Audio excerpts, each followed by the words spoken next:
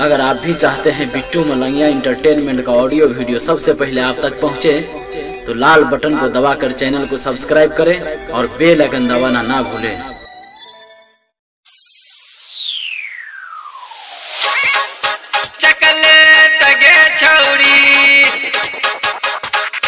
अखन अहाँ सब सुन रहल छी बिट्टू मलंगिया इंटरटेनमेंट के।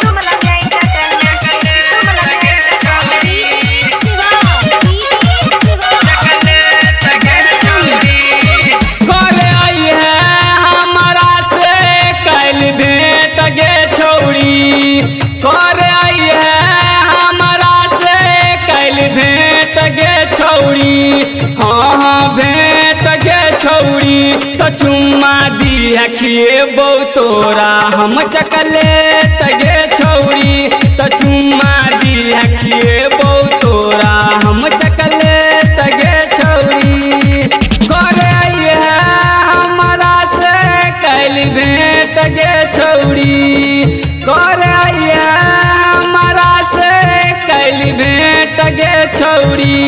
हाँ भेंट गे छौरी, तो चुम्मा दी हखिए तोरा हम चकलेट गे छौरी, तो चुम्मा दी हखिए तोरा हम चकलेट गे छौरी। डीजे बिट्टू मलंगिया मधुबनी।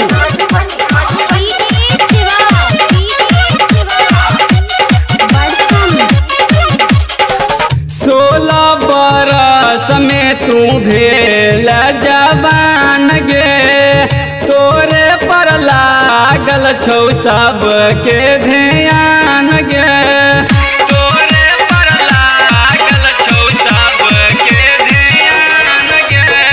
16 बरस में तू भेल जवान गे, तोरे पर लागल छौ सबके ध्यान गे।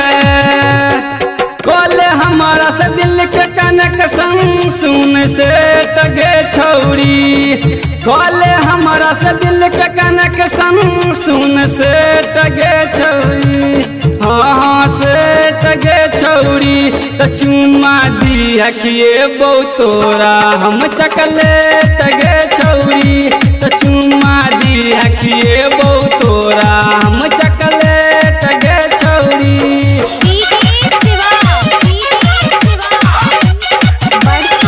डीजे बिट्टू मलंगिया मधुबनी। राइटर सुनील भैया लिखे छै गे गाना, अरुणा भरोस भैया तोरे छौ दीवाना, अरुणा भरोस भैया तोरे छौ दीवाना। राइटर सुनील भैया लिखे छै गे गाना, अरुण भरोस भैया तोरे छौ दीवाना।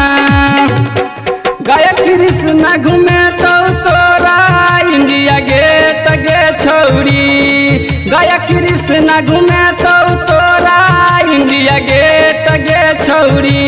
हाँ गेट गे छौरी, तो चुम्मा दी हखिए तोरा हम चकलेट गे छौरी, तो चुम्मा दी हखिए तोरा हम चकलेट गे छौरी।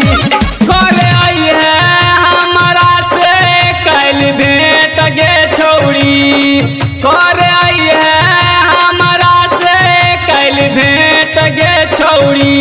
हाँ भेंट गे छौरी, तो चुम्मा दी हखिए तोरा हम चकलेट गे छौरी, तो चुम्मा दी हखिए तोरा हम चकलेट गे छौरी।